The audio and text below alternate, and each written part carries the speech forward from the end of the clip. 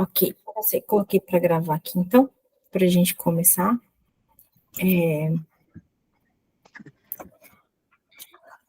A gente vai ler novamente. A semana passada ficou só eu e o... Ai. Como ele chama, amores?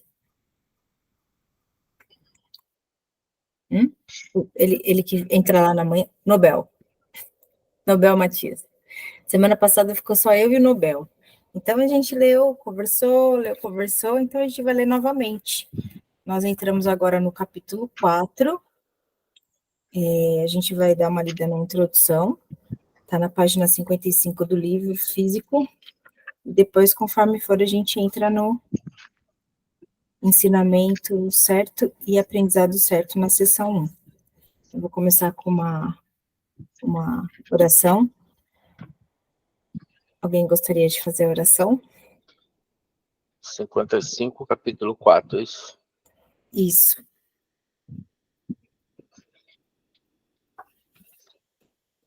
Eu não divulguei. Posso pedir oração? Pode. Eu não sei de cor, mas é a do Divino Espírito Santo que você reza. Acho muito bonita. Então vamos lá. Vou pedir então para a gente fechar os olhos, entrar em contato com nós mesmos, as nossas extensões. Presta atenção na respiração, em você, seus movimentos internos, como se a mente já tivesse sido devolvida ao espírito. Nós possamos nos perceber em plenitude de mente e coração. E vamos convidar o Espírito Santo, que é parte da nossa extensão, para interpretar e traduzir todos esses ensinamentos para nós.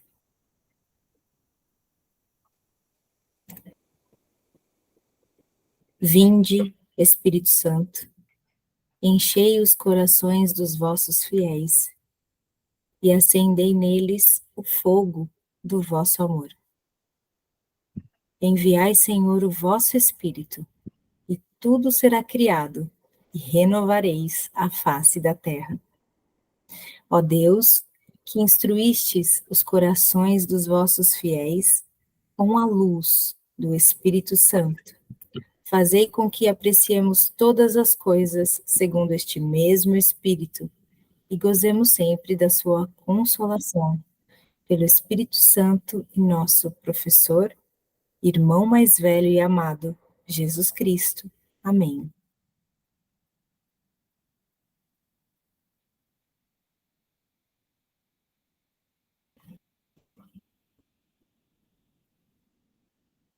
Quem sentir de retornar, pode abrir os olhos gentilmente.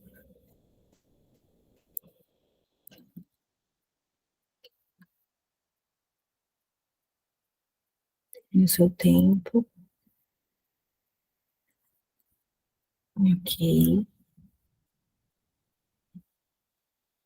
Então vamos lá, todos estão com o livro aberto?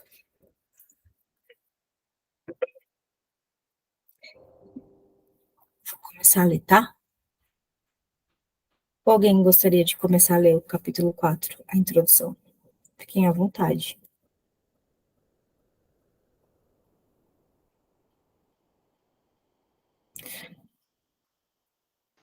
Eu posso ler se quiser. Ok, perfeito. Deixa eu ver se estou no lugar certo. A Bíblia diz que deves ir, é isso, né? A Bíblia diz que deves ir com um irmão 2 vezes mais longe do que ele te pede. Certamente não sugere que o retardes em sua jornada. Do mesmo modo, a devoção a um irmão não pode te retardar. Só pode conduzir ao progresso mútuo. O resultado da devoção genuína é a inspiração. Uma palavra que, compreendida de modo adequado, é o oposto da fadiga. Estar fadigado é estar desespiritualizado, mas estar inspirado é estar no espírito. Ser egocêntrico é ser desespiritualizado, mas estar centrado no ser, no sentido correto, é estar inspirado ou no espírito.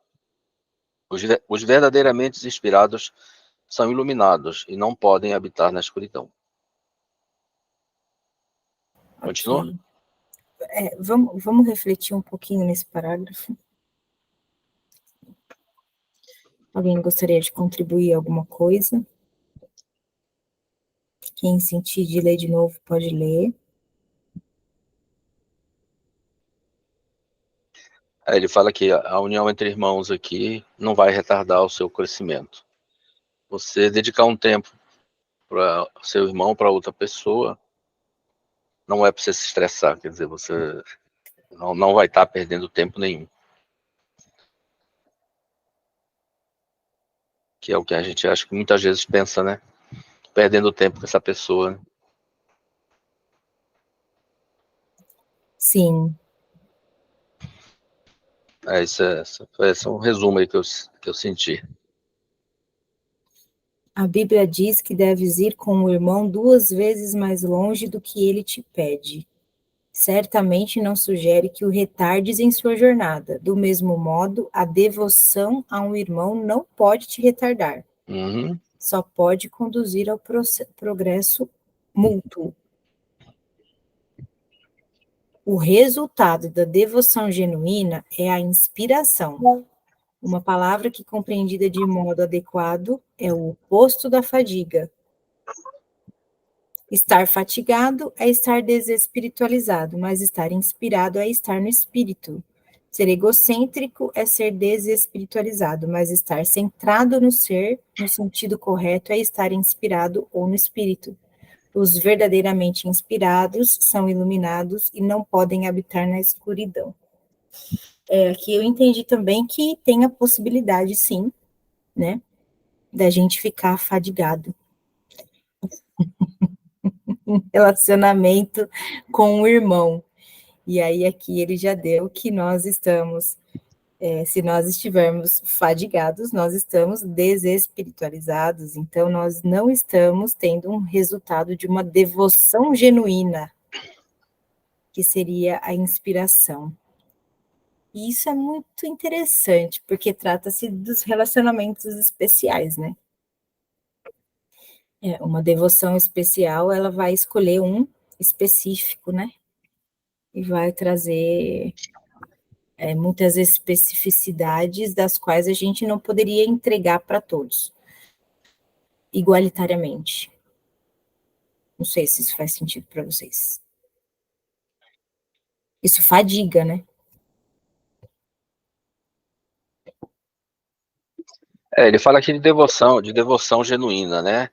Quando você ajuda, seja o seu irmão qualquer, mas com devoção genuína, isso não vai te fatigar. Porque aí você tem a aspiração adequada, né? Ao passo que se a devoção não for verdadeira, não for realmente iluminada, ela vai te retardar, você vai achar que não deveria fazer, ou que está abusando, ou que estão abusando de você.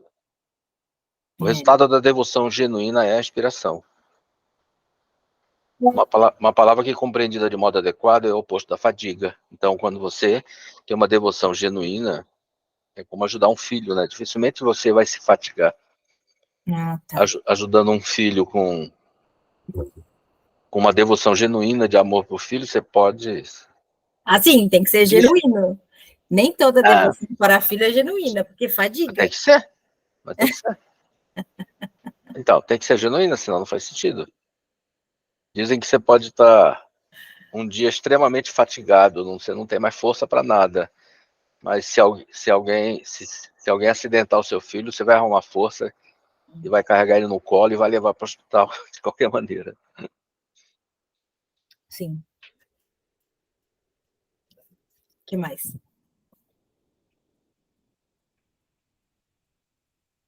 Cara, isso é muito forte, isso aí. Vocês já tiveram algum dia na vida fatigado, super cansado, de repente aconteceu algum fato que te alegrou violentamente, e o seu cansaço vai embora.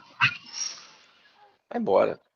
Eu trago muita coisa assim pessoal, até às vezes nem gosto de trazer, porque são coisas pessoais que acontecem comigo, especialmente quando tá gravando assim, né? Mas, assim, eu tenho bastante experiência. Hoje mesmo aconteceu um fato desse comigo. Né? Aconteceu um fato desse comigo. Eu saí de casa de manhã, o pessoal me conhece aqui, sabe que eu tenho 4 cachorros, que eu moro na praia. E estou sempre caminhando na praia com os meus cachorros. E tem um pequenininho que foi operado do olhinho, então eu não posso colocar ele na areia. Então eu ando com ele boto um canguruzinho, aquelas mochilinhas de carregar bebê, só que para cachorro eu carrego ele. Ai, Mas tem 4 ele tem 4,5 kg. Mas daí tem uma mochila atrás que tem água, isso, aquilo, outro, fica pesado, né? Uhum. O meu marido caminha comigo, né? E eu sempre carrego a mochila, né? E os cachorros, tal, na guia e tal. Aí, hoje, ele falou assim, olha, eu quero tomar sol, essa mochila nas minhas costas atrapalha, não sei o que, não sei o que. E eu acabei carregando o taco na frente, né, na frente, e a mochila nas costas. E pesa, aquilo pesa. Você vai carregando aqui, dá uns 10 quilos tudo. E você vai carregando aqui, parece que não é nada 10 quilos, mas vai carregando pra você ver uma hora naquilo nas costas, vai pesando e pesando. Enfim. Aí eu fui ficando nervosa naquela história, né? Será que ele não tá vendo? Será que não sei o que, não sei o que, não sei o que, aquela história toda que, né, que a gente já sabe como é que é. Aí começa a vir na mente, mas porque a gente tem muita prática aqui com o SEM, né? Então a gente sabe como contornar a situação. Mas tudo é feito para mostrar pra gente mesmo. Tudo é feito para mostrar. Eu sabendo disso tal. E andamos tipo uma hora, assim. Aí eu peguei e falei assim: olha, Moisés, eu não vou voltar pela praia, tá muito quente, eu vou voltar por cima, né? Nas ruas assim, pela sombra, tá muito quente, né? Ele falou: ok, não sei o que, não sei o que. Aí chegamos na calçada, paramos para dar água para os cachorros. Aí ele falou assim: ah, pode deixar agora que eu levo a mochila. Eu falei: não, meu amor, agora o Paco anda, porque na calçada ele pode andar. E a mochila já acabou, tá vazia, acabou a água, acabou o peso. Agora pode deixar que eu levo a mochila. Agora eu levo. Agora tá vazio. E que o Paco tá no chão, você quer levar a mochila? Eu falei: não, meu amor, leva a Sofia, né, que é a minha labradora, que ela fica enroscando para comer besteira na rua. Eu falei: leva a Sofia, cara, puxa a Sofia aí que eu levo a mochila. E assim fomos, até chegar perto do supermercado. E daí ele foi lá, então deixa eu pegar os negócios aqui. Trouxe lá, acho que uns 4, 5 quilos de carne. Aí ele botou um tanto que come na mochila, eu carregando de novo. E o peso. E ele só pegou um pacote, tipo, um pedaço só pra ele, porque não coube na mochila, né?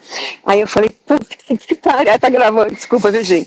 Falei: puta que pariu, o que eu tenho que ver com essa história? Aí andei mais umas 2 quadras, aí falei: será que ele não consegue carregar isso? Porque vendo ele não tá, né? Não é propósito. Será que ele... Porque ele é forte, o cara é forte. Será que tem? Qual que é o impedimento que tem na mente, né? Eu com os cachorros e tal, puxando na guia e tal. Aí, subindo o morrinho, eu com aquele peso nas costas, literalmente. Eu fiquei ele livre, leve e solto. Aí chegou bem assim no pé do morro em cima, eu peguei e falei assim: ah, você não tá conseguindo me ajudar? Eu te ajudo. Quando eu falei isso, gente, eu falei: eu te ajudo. Porque a minha força vem de Deus. Estou até arrepiada agora. Saiu o peso de mim, mas saiu um peso na mesma hora. Falei, gente, é por isso que tudo acontece para a gente aprender. Eu falei, o problema teu é carregar, você não consegue carregar? Porque senão você está carregando. Eu falei: se for para você muito pesado, eu te ajudo. Sabe aquilo que o Bill falou para ele? Eu te ajudo a encontrar? Eu falei do âmago assim. Falei: eu te ajudo. Quando eu falei isso, pronto, sumiu, fiquei alegre, saiu um peso da consciência mesmo. E eu tava aquele negócio de vítima, me arrastando, não consigo andar mais, me arrastando, tava naquilo. Ai, Sumiu, eu fiquei leve, com peso nas costas, eu fiquei leve, gente. É isso, são testemunhos que eu falo pra vocês de milagres.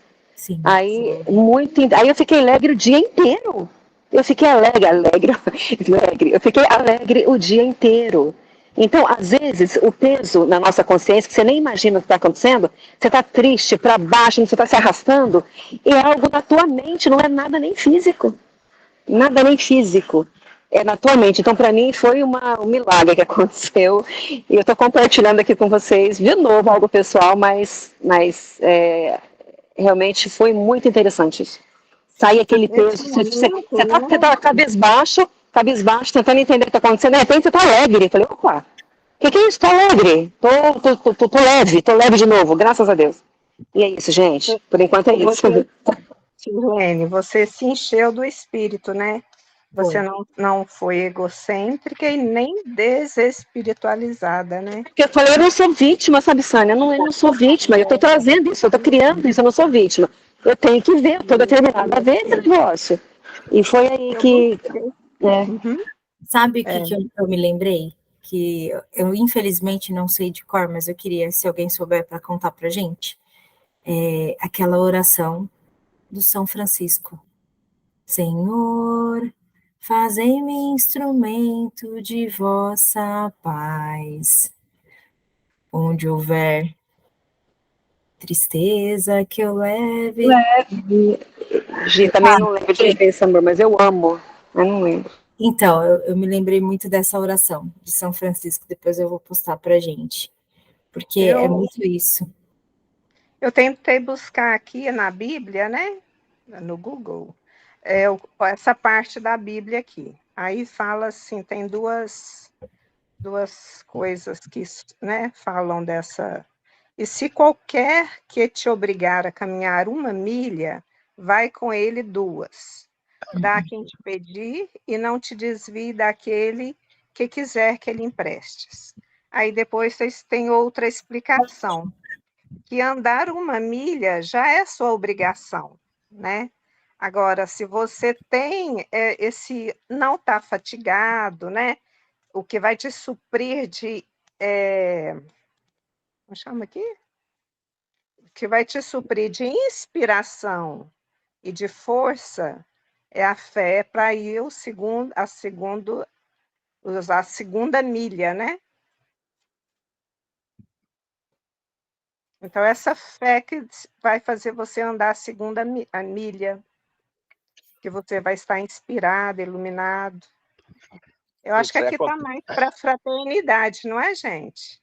Ele vai falar mais no parágrafo 2 aqui, ele vai ir complementando. Quer falar, Elmo? Pode falar. Eu acho que isso acontece o tempo todo com a gente. Pelo menos assim, 5 vezes por mês, tem hora que depois do almoço você não aguenta, né? Todo mundo tá assim, esgotado. Fala, se eu deitasse no chão que eu dormia, não sai nem de colchão. Aí chega de noite, você tá sem sono, vai dormir meia-noite. E você tá desperto de novo. O que é esse cansaço que vai e volta, vai e volta? É exatamente a espiritualização ou não, a vontade ou não. Quando você é jovem, que você arruma uma namorada, recém-namorada, você tá todo cheio de energia. Ela te pede alguma coisa, dificilmente você está cansado. Veja como o nosso corpo, ele não é uma coisa. Se você estava cansado à tarde, por que você não continuou cansado à noite? Eu acho que a gente é altos e baixos da nossa energia o tempo todo. O tempo todo. Se você se alegra, você se refaz. Então, se você se espiritualiza, você se refaz daquele cansaço, daquele estresse. Eu me entendo assim. Eu acho que é o tempo inteiro. Nós temos prova disso, constantemente.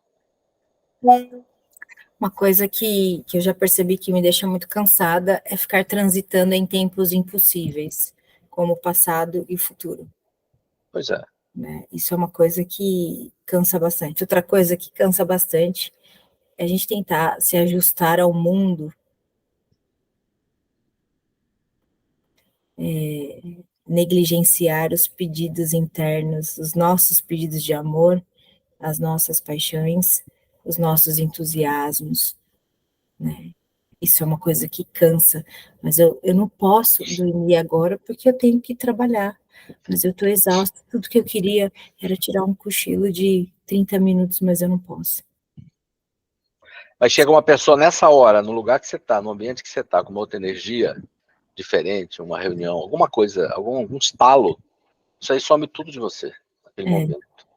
Então, assim, nós somos um constante termômetro que enche e esvazia, enche e esvazia. Claro que existe o cansaço físico, até que a gente dorme todo dia, mas assim, a oscilação é violenta, é gigante. Se num momento de extremo cansaço aparecer alguém, agora, como que a gente pode trazer esse alguém, ser o Espírito Santo para a gente naquela hora, né? Acho que essa é a nossa incapacidade. E quando está sozinho ou quando não está bem, você não precisa de externo, né? Internamente você tem que trazer isso para você o tempo todo. Enfim, Os Eu relacionamentos. sou mais velho que você, já passei por muito mais coisas, acho. Tem uma frase que eu guardo aqui, que eu ouvi na CBN, que ser feliz em casa é o resultado final da ambição. Então, um lar feliz é o resultado final de tudo que a gente procura na vida, eu acho. E essa frase é muito interessante para mim. Então, se você tem como meta ser feliz na sua casa, você pelo menos tem força para afastar tudo aquilo que vai destruir o seu lar, né? Isso é fascinante, porque ser feliz em casa é, de fato, ser honesto, né? Porque é muito fácil a gente ser de um jeito lá fora e em casa a gente ser de outro. Uhum. Agora, os atritos das relações em casa, eles são muito convidativos a gente se olhar, né? E realmente é muita oportunidade de perdão e muita oportunidade de nós nos refazermos Sim, no amor, né? sim. Então, tem sempre dois jeitos de olhar. Eu E falo duas coisas. Eu falo uma coisa do lado de lar, de vida, e do lado profissional. Eu sempre digo para as pessoas mais jovens nas empresas, se você não consegue lidar, todo mundo quer ter um negócio, todo mundo quer ter um negócio, quer crescer, quer ter uma loja, quer ter uma empresa. As pessoas sonham, né? E aí eu falo assim, se você na empresa não consegue lidar com uma pessoa do seu lado, se você não consegue lidar com um departamento, se você tem dificuldade de lidar com seu chefe, se você tem dificuldade de lidar com outro departamento, como é que você pensa em ter uma empresa? Que você vai ter 10 vezes mais que isso, né? Acho que é a mesma coisa no lar. Se você não consegue. Essa frase eu acho muito forte, porque ela mexe com ser feliz em casa é o resultado final da ambição. lindo. Então, veja, ele mexe com amor e ao mesmo diga assim, olha, se você é muito ambicioso, não esqueça, tá? Se você corre atrás muito do dinheiro, é muito egocêntrico, não esqueça que o resultado é ser feliz em casa. Será que do jeito que você é, Mexe com você vai conseguir? realização, né? Mexe com É, ideia de felicidade, propósito, meta, tudo isso, né? então, Mexe com... É muito então linda essa frase. eu ouvi na CBN, marquei até hoje, eu fico anotando meus livros aqui. Então, acho que isso aqui de energia, a energia nossa, ela é, claro que você acorda com uma certa energia, chega de noite, você precisa descansar. Mas durante o dia, o seu fluxo de subir e descer de energia é muito intenso. Então você cansa, descansa, se motiva, desmotiva, o tempo todo, dependendo do que ocorre, dependendo das reações que você tem com as coisas do lado. Então, eu marquei aqui ó, uma frase do que nós lemos mesmo, que estar fatigado é estar desespiritualizado. Então, assim, você... Aquele fato que ocorreu, que tirou sua energia, você não procurou entender aquele fato com o lado espiritual, né? Oh, Então, aquilo atacou o seu ego, atacou o seu pensamento de raiva, de estresse, porque você não levou para o lado espiritual. você se permitiu ser Se atacado? permitiu ser atacado, né? Oh, que interessante, hein?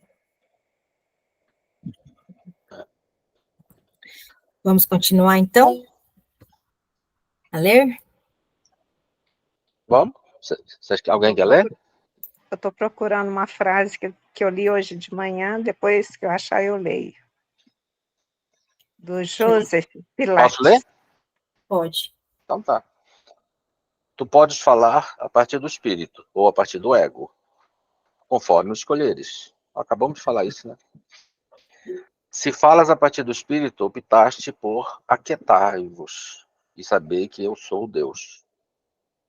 Desculpa. Se falas a partir do espírito, optaste por aquietai-vos e saber que eu sou Deus. Estas palavras são inspiradas porque refletem conhecimento. Eu paro um pouquinho para eu ficar marcando aqui com a caneta, tá? São todos rabiscos. Se falas a partir do ego, estás repudiando o conhecimento ao invés de afirmá-lo. Estás assim te desespiritualizando. Não embarques em jornadas inúteis. Olha, isso aqui é poderoso, né? Pois de fato são em vão. O ego pode desejá-las, mas o espírito não pode embarcar nelas, pois se recusa sempre a sair do seu fundamento.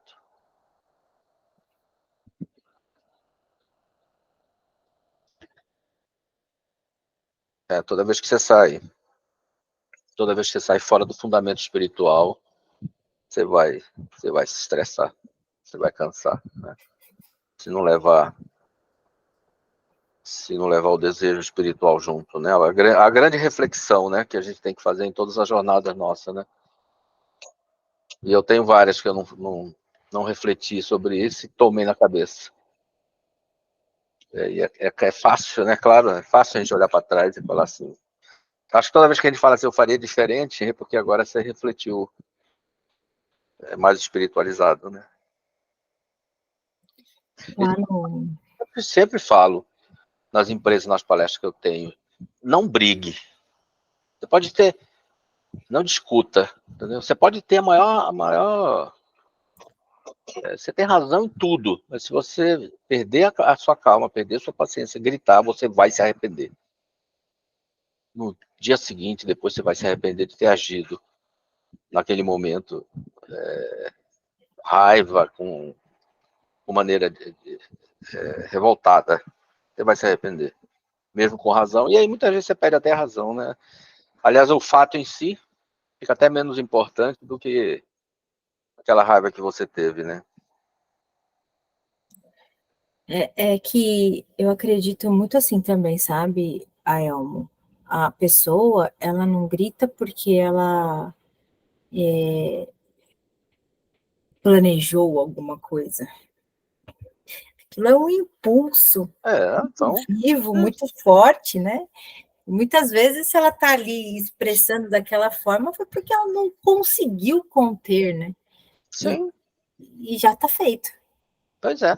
Mas muitas vezes é irrefletido mesmo. Sabe o contar até 10? Você não precisa ser espiritualizado, não. Se você contar até 10, você não vai fazer aquilo, que é o tempo. É o tempo do corpo sentar. Aí você contar até 10 é verdadeiro mesmo. Se na hora de você xingar alguém numa discussão, seja familiar ou profissional, se você fala, você respira e conta até 10, você não vai fazer o que você ia fazer. O corpo, ele é química, né?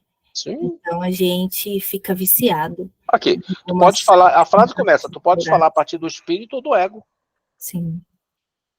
É isso aí. Então, Exatamente. esse respirar dá aquele assentamento na poeira, assim.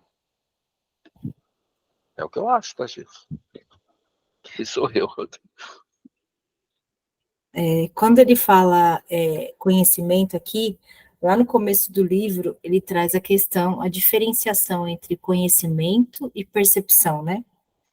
Então, quando a gente fala a partir do ego, pelo que eu entendi aqui, nós estamos desconsiderando o conhecimento, que são as leis do amor, e estamos priorizando as leis da percepção, né? Sim, sim. Tem as frases aí dos coaches da vida que de vez em quando serve pra gente anotar, que às vezes é melhor o silêncio, né? O silêncio não deixa a outra pessoa saber exatamente o que você está pensando e você não se desgasta. Porque muitas vezes a gente também não sabe a resposta e fica falando, falando, falando. Então, em muitas situações, prevalece o silêncio para melhor reflexão, né? Não embarques em jornadas inúteis, pois de fato são em vão. Essa é uma dúvida que eu sempre tenho espiritual, né? Não embarques em jornadas inúteis. Quem somos nós? Não somos tão esclarecidos assim para saber o que são jornadas inúteis, né? Então tem muita frase que a gente engole, assim, que não tem ainda aquela capacidade de entender exatamente, né? Não embarques em jornadas inúteis. Tá bom, o que é jornada inútil? Muitas vezes a gente não sabe. Se for uma jornada, a gente sempre fala que quando acontece uma coisa ruim, fala, não, isso aí é para o seu aprendizado. Aí isso aí era uma jornada inútil. No início, como é que você vai saber se essa jornada é para o seu... Quando acontece uma coisa ruim, assim, a gente fala, é para o seu aprendizado. Ah, beleza. Se acontecer uma coisa boa, tá bom. Aí Você tem que decidir antes se essa jornada é útil ou não, né? É difícil, né? Viver é difícil, né? A gente tá muito longe de saber. Cadê a Cir? A Cir tá muito quieta, o que será? Cir, eu não posto vídeo, fique em paz. Ah, ela deve estar ocupada, ela não pode falar. Ele quer falar sobre jornadas inúteis? Olha, e assim, sobre esse negócio de jornada inútil, eu sempre vou ficar falando que eu sou mais velho que vocês, né? Então, acho que eu já passei por mais coisa para pensar do que vocês. Ok. Eu sempre penso assim, hoje, até conversando com a minha esposa, por exemplo, nós temos alguns caminhos para seguir, e aí eu coloco, sabe, 10 caminhos, 10 escolhas, assim, seja profissionais, de caminhos que eu quero seguir, e eu sempre digo, olha como a gente precisa de orientação divina, todas são boas. É porque o grande problema quando você pensa, sei lá, na sua vida aqui na Terra, do que você quer fazer, nós não somos tão idiotas de escolher um caminho ruim, né? Se você sabe que é ruim, você descarta ele. Então, se ele está na sua lista, é porque ele é possível. Exatamente. Então, toda vez que você faz uma lista de reflexão para o ano que vem, do que você gostaria de fazer, todos são bons, né? Coisa ruim você não vai pôr. Mas qual você vai seguir? Você não consegue fazer todos. Acho que nessa hora existe a reflexão divina, você pede para mostrar para você. É. Porque a gente não é capaz de enxergar, né? Qual o caminho. Eu vivo pedindo para Deus aqui, ó, dessas 10 coisas que eu listei aqui, dá um sinal aí de qual que é o risco. Qual que Deixar é o risco claro. normal. É, Deixar claro exatamente. qual é o caminho. Agora no 3 ele vai. Aliás, a lição 75 Ah, do dia fala isso. Eu até me empolguei com ela. Lembra que eu falei que você escutou na 75? sim, Hoje é 76. A 75 é forte. Está aqui, a luz veio. a luz veio. Entendeu? Essa 75 eu marquei aqui. A luz veio, eu perdoei o mundo. A luz veio, eu te perdoei. E, e aqui fala muito isso, né? Para mostrar. Que, assim, já que a luz veio, para mostrar para você o caminho. Acho que é mais ou menos isso, né, gente. No parágrafo 3 agora, Elmo, ele vai falar um pouquinho sobre a jornada inútil. Quer ler pra gente? Bem, a jornada à cruz deve ser a última jornada inútil. Não vivas nela, mas depende-a. Olha, não vivas nela, eu gostei. Mas depende-a como já tendo sido realizada. Ó, Aliás, desculpa, ó, eu li errado. Não isso. vive nela, mas despede-a, né? Despende-a, isso. Despede-a Uhum. como já tendo sido realizada. Se podes aceitá-la como a tua última jornada inútil, estás também livre para te unires à minha ressurreição. Enquanto não fizeres isso, a tua vida, de fato, é desperdiçada. Enquanto não fizeres isso, a tua vida, de fato, é desperdiçada. Que coisa forte, né? Ela meramente reencena a separação, a perda do poder, as tentativas fúteis que o ego faz para reparar e, finalmente, a crucificação do corpo ou a morte.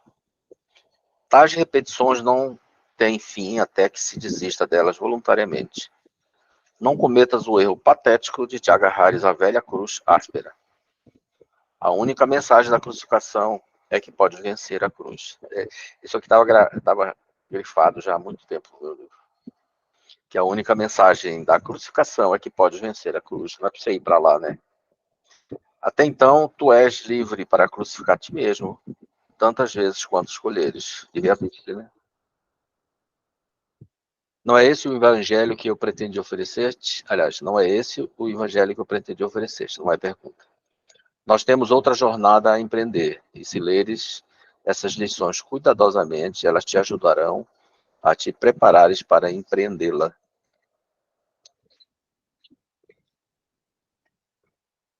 E aí? O que seria uma jornada inútil, então?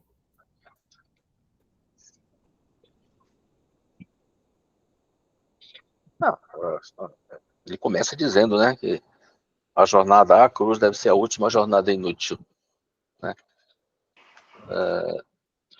Toda jornada que vai fazer você sofrer é uma jornada inútil. Agora, é aquilo que eu falo, né? Não embarques em jornadas inúteis. Você tem que saber antes. Esse é o problema. É fácil, depois que você embarcou, que deu meme, né? Você saber que foi inútil. Mas muitas vezes você tem que decidir antes. Um casamento, um namoro, ter filhos ou não ter filhos, adotar uma criança, vender uma casa para ajudar o seu irmão, pegar dinheiro para ajudar seu pai e sua mãe, montar uma empresa, fechar uma empresa, abrir uma filial, sua loja está indo bem, você quer abrir uma segunda, você vende na internet, você quer abrir uma loja. Então, assim, tudo que a gente escolhe na vida, a gente não sabe nem o caminho, nem o fim, né? Embora a gente saiba que o crescimento está na caminhada, não na chegada, né? Então, o quanto você vai aprender, eu vou montar uma loja, tá bom, será que vai dar certo? Não sei. Mas e o aprendizado que você vai ter na caminhada, mesmo que dê certo ou feche, né? É onde está o seu crescimento. Mas a vida é uma eterna escolha, né? Uma eterna escolha. E aí a reflexão, né? Eu acho que quanto mais espiritualizado, mais reflexivo você é, mais chance de acertar você tem. Aliás, eu tenho uma filosofia comigo que eu digo assim, se você foi por esse caminho, mas você sofreu bastante, mas você aprendeu, né? Eu não participo disso, sabe? Eu não acho que a gente veio aqui para sofrer, eu acho que a gente veio aqui para acertar. A gente tem livre-arbítrio. Eu não nasci para sofrer. Então a gente erra. Não veio, não. Eu não acho, não, que... A gente sempre que alguém passa por dificuldade, a gente fala assim, mas ele aprendeu. Quem falou que tinha que passar por tudo isso, né? Por outro lado, tem gente que diz que se o ser humano viver numa ilha e não tiver sofrimento nenhum, ele tem grande chance de ser um eterno idiota, né? Já imaginou uma pessoa sem as dores da vida? Deve ser um ser insuportável, né?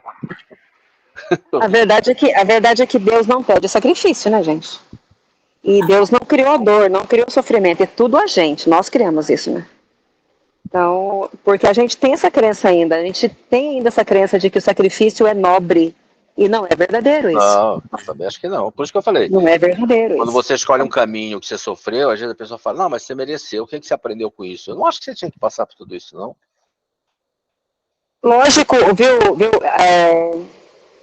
nossa, eu tô sem óculos agora. A Elmo. A Elmo, tô sem óculos, a Elmo. Lógico que o sofrimento, entre aspas, ele te traz um aprendizado, né? Isso é óbvio, mas depende muito das tuas crenças também, né? De repente ele fala para você assim, olha, tá sofrendo, você não precisa sofrer, tá te ensinando isso, que é inútil, né? É inútil. Se você estiver espiritualizado, você não vai encarar aquilo como sofrimento. Não, você não vai, de jeito nenhum. Sabe, assim, você não vai. Você tá na praia, você quer correr 5 km da corrida de São Silvestre no final do ano. Você vai começar a mudar a alimentação, você vai acordar cedo, você vai treinar, parece um monte de sofrimento, né? Mas como você enxerga que você está fazendo isso para você correr e ganhar uma corrida, você tem um ânimo, você faz aquilo com vontade. É isso que eu falo, nós confundimos muito o sacrifício, né? O que é sacrifício também. Né? O que é sacrifício? Eu dou sempre exemplo de uma amiga minha que ela trabalhou na superintendência do governo, assim, e ela falava que ela estudou, ela já era aposentada, e ela estudou muito para passar nesse concurso, muito, muito, muito. Ela falou assim, o pessoal estava aí de festa, carnaval, Natal, Ano Novo, eu estava estudando. Eu falei, nossa, Bianca, então você deve ter sofrido pra caramba, porque para mim estudar é terrível, né? Aí ela falou, não, eu amava estudar, para mim não foi nem um sacrifício. Eu falei, tá vendo? Pois é. Pois é. Silene, eu tenho quatro filhos. E eu sempre digo o seguinte, ó. Quando a sua criança, seu filho, 7, 8, 10 anos, está na escola, que você decide tirar ele de uma escola para outra, decide conversar com a professora para fazer um monte de coisa, ele não entende.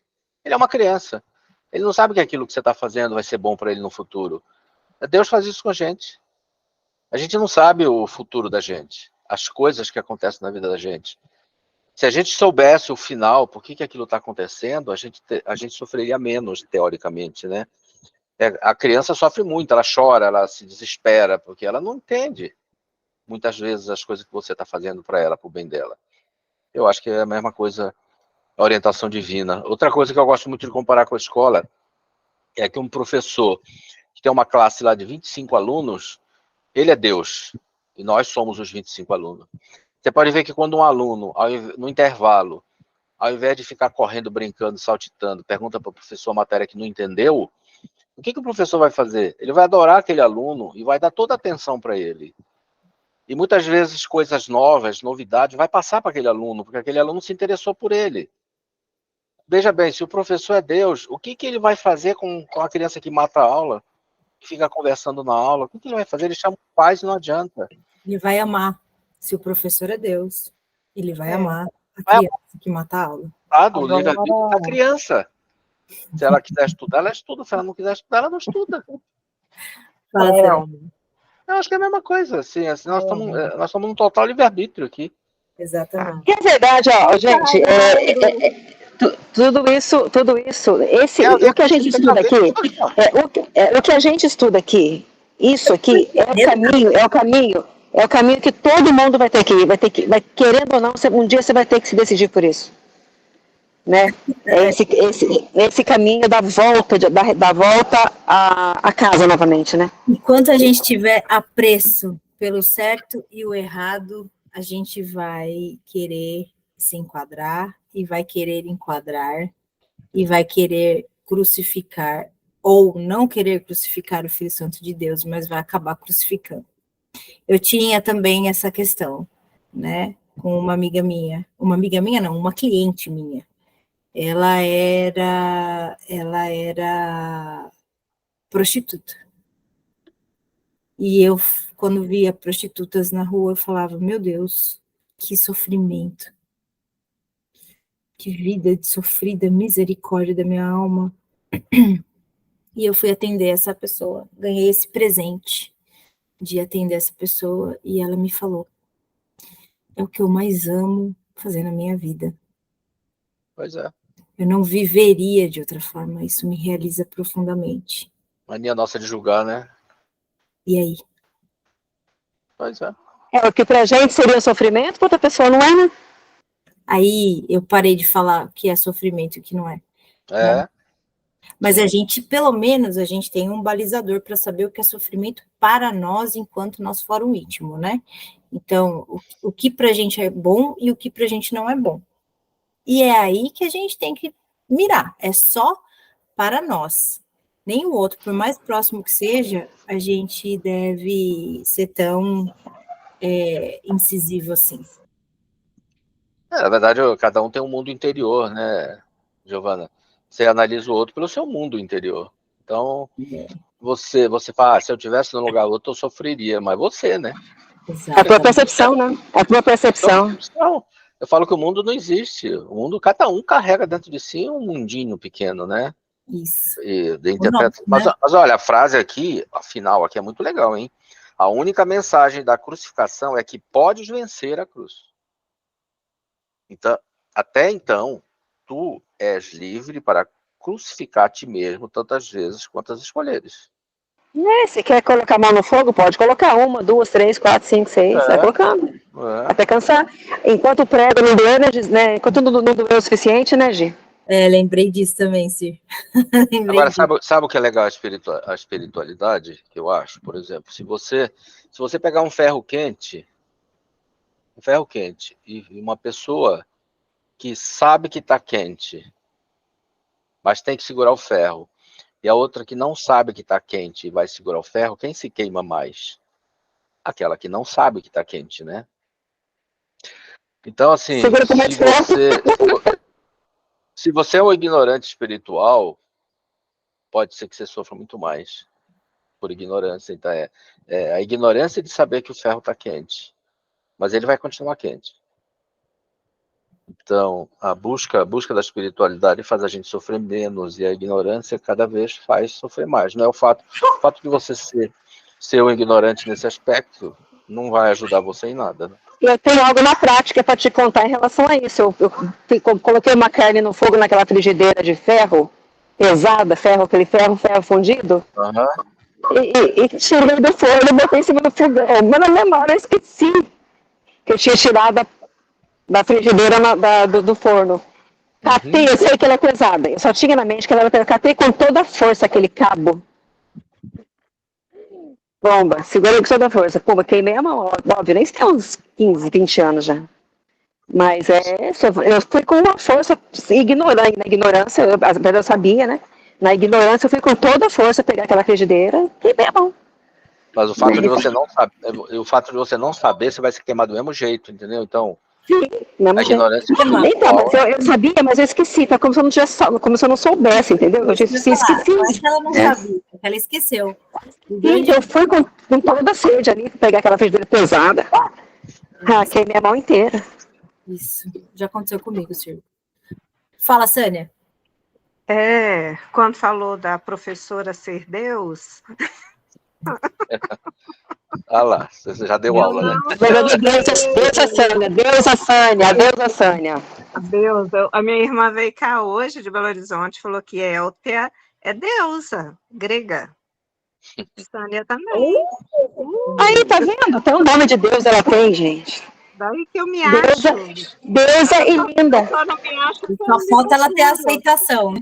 Só Olha, falta ela ter aceitação de que ela é Deus. Depois de um tempo assim, né, pequenininho, dando aula, eu percebi que não são os alunos, eles acham que a gente é Deus mesmo. Mas os que a gente não esquece são os mais custosos. Não são os caxias, não. É por isso que o diabo faz sucesso, né? Mas não, eu lembrei, sabe de que é, Giovana? Quando você disse que Deus vai atrás da ovelha desgarrada, não a que está no bando. A gente preocupa é o que está saindo para um outro caminho, né? Que ele vai sofrer se ele for por esse caminho.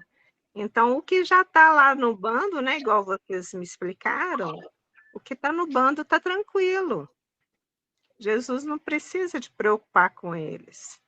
Talvez por isso que a gente esquece, né? Esquece dos custosos, os que estão precisando dele. Existe um desafio, né? Eu acho que ser professor deve ser um negócio... Existe um desafio, e que, apesar de que com o Espírito Santo isso se torna até uma gentil brincadeira, né? Porque a abordagem específica para cada um ele vai trazer no momento certo, né? Mas requer muita observação e disponibilidade para isso, né? Para trazer a palavra certa na hora certa para a pessoa certa. Não, mas para trazer isso na hora certa não depende da gente, está preparado? Depende da nossa disponibilidade. Preparado nós já estamos prontos. É que a gente não aceita isso, mas a gente já está pronto. Eu estou muito orgulhosa, Giovana, porque no texto, né, no nosso capítulo de hoje, eu não sei falar direito ainda não, nessa parte de hoje, começou falando de caminhada.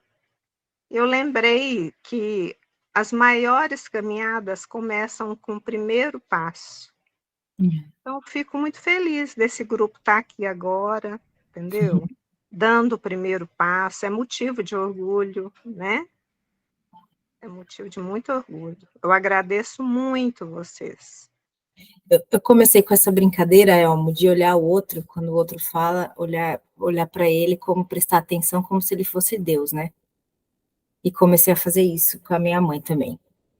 E ela foi fazer um curso sexta-feira lá na OB, e ela esqueceu o caderno dela lá, e hoje, naquele sol quente do caramba, ela falou assim, você não passa lá na OB para pegar o meu caderno que eu esqueci? Aí aquilo me deu um negócio assim. Daí veio assim para mim, se Deus pedisse para você, você iria fazer isso? É Deus quem está pedindo. É Deus quem está pedindo. Eu iria muita alegria e satisfação. Então, isso daí é mais uma técnica que eu estou usando para me salvar de mim, né? E essa Perfeito, coisa Gi. de prestar atenção, como se fosse Deus que estivesse explicando, é uma presença que você adquire, porque, nossa, Deus é caro, né, para mim, né? Então não tem conversa, não tem meias palavras, não tem essa possibilidade de estar disperso e de discordar. Quem sou eu para ensinar Deus? É Deus que está falando. Jesus fala assim: se eu aparecer na frente de vocês, como é que vocês me tratariam? Né? Tratem o seu irmão do mesmo jeito. É um chamado, né, gente? É um chamado. É porque, em última instância, nós, pelo menos aqui, nós 5 que estamos aqui, a gente já decidiu por ele, né? Então, a gente está aqui conversando e tudo mais, mas o nosso relacionamento é direto. A gente está aqui só para ilustrar algumas coisas e aumentar possibilidades de insights. Mas o nosso relacionamento é direto, ele conversa diretamente com nós, é para abrir a possibilidade de conversar com ele. Muitas vezes também, antes de ter esse insight de que é Deus que está falando, eu brincava assim, ele está conversando com o Espírito Santo, eu estou emprestando os meus ouvidos e os meus olhos para apreciar essa conversa, quando alguém estava se expressando, eu brincava muito assim também, ele está conversando com o Espírito Santo. Que o Espírito Santo vai falar, eu não tenho acesso. Giovana, você sabe que durante muito tempo eu tive dificuldade de responder quando as pessoas perguntavam se eu acreditava em Deus, né? Que eu li muito a respeito da parte espiritual, e eu não tinha uma resposta legal. Até que, sabe, já viram, vocês conhecem o Ariano Suassuna? Faleceu faz pouco tempo, escritor. Sim. Uhum. Ele deu uma resposta que eu uso, quando alguém me pergunta se eu acredito em Deus, eu uso a resposta dele. Ele falou que ele acredita em Deus porque a razão humana, por mais capacitada que seja, não consegue explicar as angústias da alma. Entendeu? Então, é a resposta que eu aprendi com ele quando a gente fala de Deus. Quer dizer, a gente só com a mente humana nossa, a gente não consegue explicar todas as angústias que a gente tem. É como se nós é como se fôssemos duas pessoas, né? A gente parece que tem uma outra pessoa dentro da gente meio incontrolável. É aonde ficam nossos traumas, nossas dúvidas. Você não tem controle sobre ela, porque você não estala o dedo e esquece uma coisa errada que você fez no passado. Aquilo ali você carrega a vida toda. Mas que raio de pessoa é essa que está dentro de mim, que me controla ao ponto de eu não esquecer uma coisa, né? Então a razão humana não explica isso. Só pode vir do lado espiritual. Né? Essa parte, né, escura que a gente tanto rejeita, é aonde está o nosso ouro mais precioso para nossa integração em nós. Tudo isso que a gente não esquece e que a gente não perdoa, é aonde está a nossa melhor e maior parte e a força, né? E Jesus fala no livro, aonde está a sua fraqueza, está a sua força. Porque são partes nossas que a gente... Eu gostei disso, para a gente anotar. São partes nossas que a gente esconde de nós, né? Sim. E aí, a gente esquece que a gente é o amor, por isso que a gente esconde. A partir do momento que a gente se permite abraçar isso e deixar que o amor trate tudo isso, o amor que nós somos, a gente vai parar de ser tentado por Cristo e vamos ser convidados a amar, porque a gente vai conseguir ser 100% amor, porque essa é a nossa natureza. Nós não vamos conseguir ser 100% medo. Então, enquanto tiver um pouquinho de medo, Cristo seguirá nos tentando a amar. Isso é inevitável. Sim. O amor é inevitável. Por isso que a palavra, em todos os livros que existe da espiritualidade, o perdão é a bola da vez sempre, né? Porque nessa parte aí que você falou interna, é onde estão os gatilhos que a gente precisa se perdoar para que o amor floresça.